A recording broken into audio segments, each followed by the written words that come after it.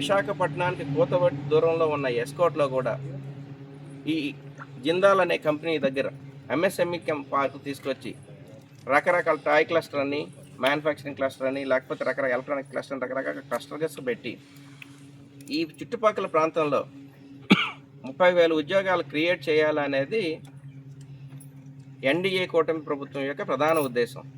దాంట్లో భాగంగా దీన్ని ఎంఎస్ఎంఈ పార్క్ చేయాలనేది గత గవర్నమెంట్లో జరిగిన జీవో అయినా సరే మేము అభివృద్ధికి ఆటంకం కాదు కాబట్టి యువతకి కానీ చుట్టుపక్కల పరిసర ప్రాంతాల్లో ప్రజలకు మేలు జరుగుతుందంటే మేము ఎలాంటి ఆటంకాలు సృష్టించాము అనడానికి ఇది ఒకటే ఉదాహరణ.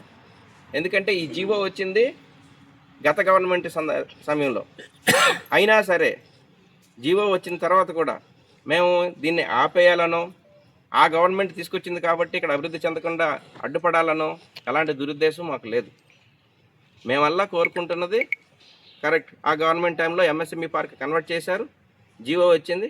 దాని తర్వాత దాన్ని కొనసాగిస్తూ ఈ పరిసర ప్రాంతాల్లో ఎంఎస్ఎంఈ పార్క్ ద్వారా ఉపాధి అవకాశాలు కల్పించి ఈ ప్రాంతాన్ని అభివృద్ధి చెందేలా చేయాలనేదే మా ప్రధాన ఉద్దేశం.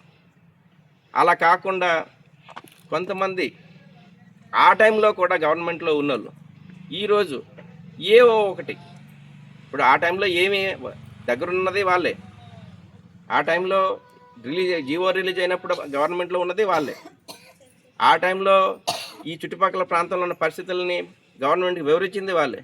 కానీ ఇప్పుడు మాత్రం దీంట్లో ఏవో ఒక లేనిపోని అపోహలు సృష్టించి ప్రజల మధ్య అగాధాలు సృష్టించి వాళ్ళని ఏదో ఒకలాగా మభ్యపెట్టి మీకు ఏదో వస్తుందని చూపించి కార్యక్రమాలు చేస్తున్నారు. ఇది కరెక్ట్ కాదనేది మా భావన.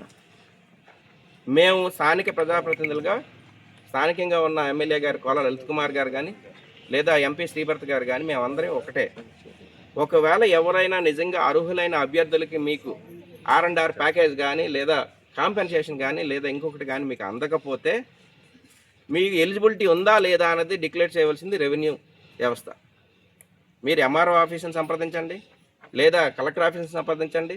అందుకు అనుగుణంగా ఇంతకు ముందు కూడా ఇక్కడ స్థానికంగా కూడా ప్రజల యొక్క అంటే ఎక్కువ మంది రకరకాలుగా మాట్లాడుతున్నారు కాబట్టి ఒక డిప్యూటీ కలెక్టర్ స్థాయి అధికారిని ఎంఆర్ఓ గారిని ఇక్కడికి పంపించి వినతులు తీసుకొని వాటన్నిటిని ఏది ఎలిజిబిలిటీ ఉంది లేదు లేదనేది క్లియర్గా ఎవరైనా ఎలిజిబిలిటీ ఉన్న వస్తే వాళ్ళని పిలిపించి ఇగో మీకు ఇది ఉంది, మీకు ఈ ప్యాకేజ్ వస్తుంది, తీసుకోండి అని చెప్పి క్లియర్ చేయడం కూడా జరిగింది.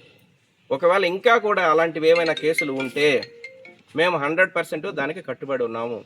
మీకు అర్హత ఉంటే ఖచ్చితంగా మేము ప్రజల పక్షానే నిలబడతాం. మీకు అన్యాయం జరిగితే మేము ఊరుకోము.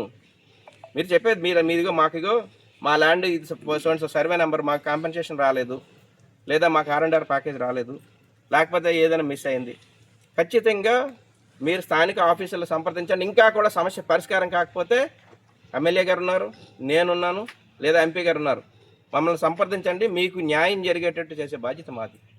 అలా కాకుండా ఎవరో చెప్పిన అపోహలకి నమ్మి మీకు ఏదో వస్తుంది ఏదో చేస్తామని నమ్మితే ఇప్పటికి ఆల్మోస్ట్ ఇది 6-7 నెలలుగా జరుగుతుంది. ఏమీ జరగదు, జరగడానికి అవకాశాలు లేవు. సో మిమ్మల్ని అందరినీ ఒకటే, ఏదైనా సరే మాయ మాటలు చెప్పి తాత్కాలికంగా ప్రయోజనాలు పొందాలని ప్రయత్నం చేస్తే మాత్రం దీంట్లో ప్రభుత్వం ఊరుకునేది లేదు.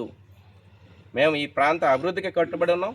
ఈ ప్రాంతంలో ఉపాధి అవకాశాలు మెరుగుపడితే ఈ ప్రాంతం అంతా కూడా పక్కనే ఉన్న హైవేస్ ఓపెన్ అవుతున్నాయి, చాలా రకాలుగా అభివృద్ధి చెందుతుంది, కొన్ని వేల మందికి ఉపాధి అవకాశాలు దొరుకుతాయి, ఎస్కోట ప్రాంతం అంతా కూడా అభివృద్ధి చెందుతుందన్న ఉద్దేశంతో ఉన్నాం.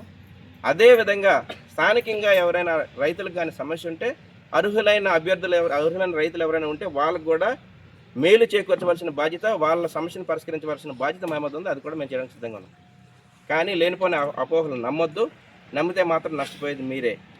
సో రేపు త్వరలోనే చంద్రబాబు నాయుడు గారు ఈ ప్రాంతానికి వచ్చి ఒక ఫౌండేషన్ స్టోన్ వేయడానికి ముహూర్తానికి చూస్తున్నారు. డేట్స్ ఇంకా ఫిక్స్ అవ్వలేదు, త్వరలోనే మీకు మళ్ళీ డేట్ కూడా అనౌన్స్ చేస్తాం.